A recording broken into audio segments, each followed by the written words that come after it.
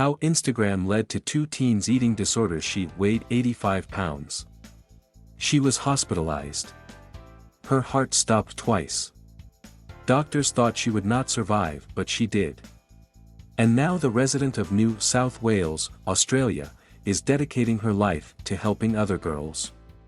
Her first warning to parents and children is about the dangers of Instagram, where, Thomas says, her journey to a near-death began.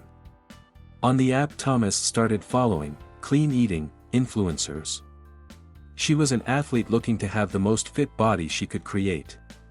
And the bodies she considered ideal streamed down her timeline every single day, with every like and comment enticing her to emulate the types of bodies she saw. "I just wanted to be liked and loved like they were," said Thomas, now 20.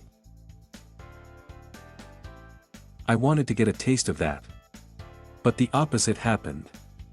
She began to hate herself." One commenter reacted to photos Thomas posted of herself by writing that her stomach was fat. At some point, she stopped eating. She said her parents tried everything to get her to eat. Child welfare authorities were called on them as they resorted to force feeding her.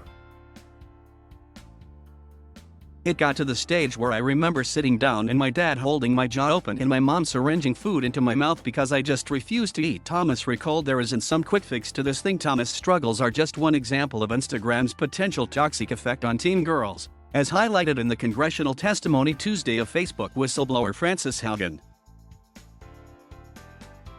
"I believe Facebook's products harm children, stoke division, and weaken our democracy," Haugen, the 37-year-old former Facebook product manager who worked on civic integrity issues at the company, told a Senate subcommittee. Facebook's own internal research, cited in one of Haugen's filings to the Securities and Exchange Commission, showed 13.5% of teen girls on Instagram say the platform makes thoughts of suicide and self-injury worse, and 17% say the platform makes eating issues such as anorexia worse.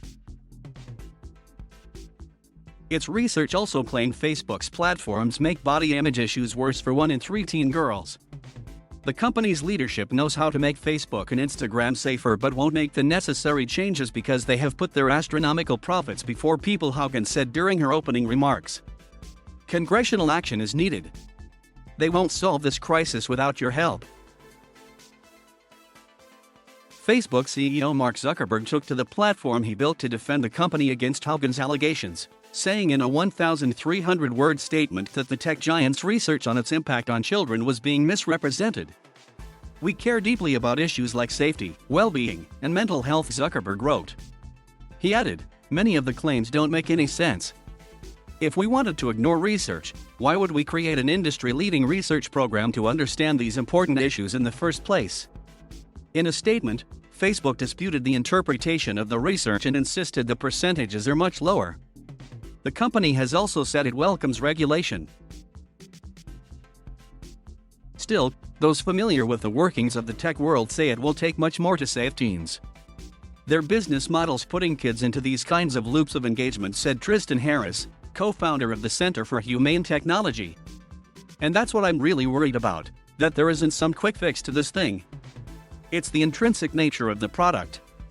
Content from extreme dieting accounts can act as validation for users already predisposed to unhealthy behaviors, according to experts." Pamela Keel, director of the Eating Behaviors Research Clinic at Florida State University, said the posting of photos to Instagram increased concerns about weight and shape as well as preoccupations and dissatisfaction with one's appearance. "That's actually one of the most robust risk factors for developing an eating disorder," she said. Instagram's broad reach among young women and girls means that such content posted to its platform can be especially dangerous. According to Keel, "You should be dead" in video from her family. Thomas is seen screaming and crying when her parents demand that she eat. "I can't do it," she cried. "Come on, open your mouth and just put it in and swallow," she is told in another video. "When I was admitted into hospital, the doctor said to me, 'We don't understand why you're here. You should be dead,'" Thomas recalled. "Actually, in hospital, my heart failed twice." Thomas admits she was very addicted to Instagram. Anastasia Vlasova, an eating disorders survivor who lives in New York and attends New York University Gallatin, said she had a similar experience. I was most definitely addicted to Instagram, she said. Vlasova was lured by the images of women with chiseled bodies and perfect abs. The more toned bodies she saw, the worse she felt about herself, she said. I was just bombarded with all of these messages of you have to exercise every single day, or you have to do these types of exercises, or you have to go on this type of diet and avoid these foods, she said. Vlasova, now 18, called it an unhealthy obsession that afflicted many young people her age. Instagram endangered their lives not only by failing to crack down on accounts promoting extreme dieting and eating disorders, but by actively promoting those accounts, according to the young women. We shouldn't have to end up in hospital beds, or we shouldn't have to be fed by the nose or gastric tube. Our parents have to say goodbye to us or hand over their parental rights because your platform is encouraging us to starve ourselves or to eat cleanly, Thomas said. If you or someone you know has an eating disorder, National Eating Disorders Association has phone, text, and chat services available on its website, and BEAT has phone and chat services available on its website.